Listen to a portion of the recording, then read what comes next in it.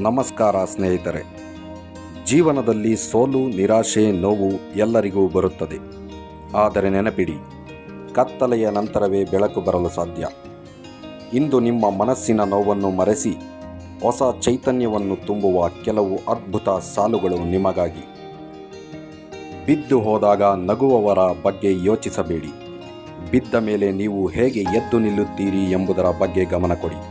ಏಕೆಂದರೆ ಇತಿಹಾಸ ಸೃಷ್ಟಿಸುವುದು ಎದ್ದು ನಿಂತವರೇ ಹೊರತು ನಕ್ಕವರಾರೂ ಅಲ್ಲ. ಈಗಿನ ನೋವು ಕೇವಲ ತಾತ್ಕಾಲಿಕ. ಕಾಲ ಎಲ್ಲದಕ್ಕೂ ಮದ್ದು ನೀಡುತ್ತದೆ. ಇಂದು ನಿಮಗೆ ಕಷ್ಟ ಅನಿಸುತ್ತಿರುವುದು ನಾಳಿನ ನಿಮ್ಮ ಯಶಸ್ಸಿನ ಮುನ್ನುಡಿಯಾಗಬಹುದು.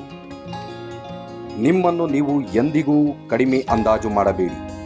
ಕಲ್ಲಿಗೆ ಪೆಟ್ಟು ಬಿದ್ದರೆ ಮಾತ್ರ ಅದು ಸುಂದರ ಮೂರ್ತಿಯಾಗಲು ಸಾಧ್ಯ. ನಿಮ್ಮ ನೋವುಗಳು ನಿಮ್ಮನ್ನು ಬಲಿಷ್ಠವಾಗಿಸುತ್ತಿವೆ ಅಷ್ಟೇ.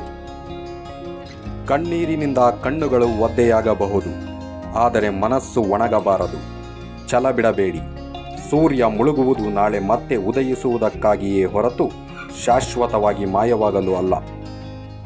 ಬೇರೆಯವರು ನಿಮ್ಮ ಮೇಲೆ ಎಸೆದ ಕಲ್ಲುಗಳನ್ನು ಉಪಯೋಗಿಸಿಕೊಂಡು ನಿಮ್ಮ ಸಾಧನೆಯ ಸಾಮ್ರಾಜ್ಯವನ್ನು ಕಟ್ಟಿ. ನಿಮ್ಮ ಮೌನವೇ ನಿಮ್ಮ ಯಶಸ್ಸಿನ ಸದ್ದಾಗಲಿ. ಸಮುದ್ರದ ಆಳಕ್ಕೆ ಇಳಿದವರಿಗಷ್ಟೇ ಮುತ್ತು ಸಿಗಲು ಸಾಧ್ಯ. ದಡದಲ್ಲಿ ನಿಂತು ಅಲೆಗಳನ್ನು ಎಣಿಸುವವರಿಗಲ್ಲ.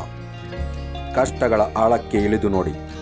ಅಲ್ಲಿ ಜೀವನದ ನಿಜವಾದ ಅರ್ಥ ಮತ್ತು ನಿಮ್ಮ ಅಪ್ರತಿಮ ಶಕ್ತಿಯ ದರ್ಶನವಾಗುತ್ತದೆ. ನಿಮ್ಮ ಇಂದಿನ ಪರಿಸ್ಥಿತಿ ಏನೇ ಇರಲಿ, ಇದು ಕೂಡ ಕರಗಿ ಹೋಗುತ್ತದೆ ಎಂಬ ನಂಬಿಕೆ ನಿಮ್ಮಲ್ಲಿರಲಿ. ನಿಮ್ಮ ಮುಖದಲ್ಲಿ ಮತ್ತೆ ನಗು ಬರಲಿ. ನಿಮ್ಮ ಹೆಜ್ಜೆಯಲ್ಲಿ ಹೊಸ ಹುರುಪು ತುಂಬಲಿ. ನಿಮ್ಮನ್ನು ನೀವು ನಂಬಿ, ಜಗತ್ತೇ ನಿಮ್ಮ ಹಿಂದೆ ಬರುತ್ತದೆ. ವಿಡಿಯೋ ಇಷ್ಟವಾಗಿದ್ದರೆ ಲೈಕ್ ಮಾಡಿ ಮತ್ತು ನಿಮ್ಮ ಪ್ರೀತಿ ಪಾತ್ರರೊಂದಿಗೆ ಹಂಚಿಕೊಳ್ಳಿ.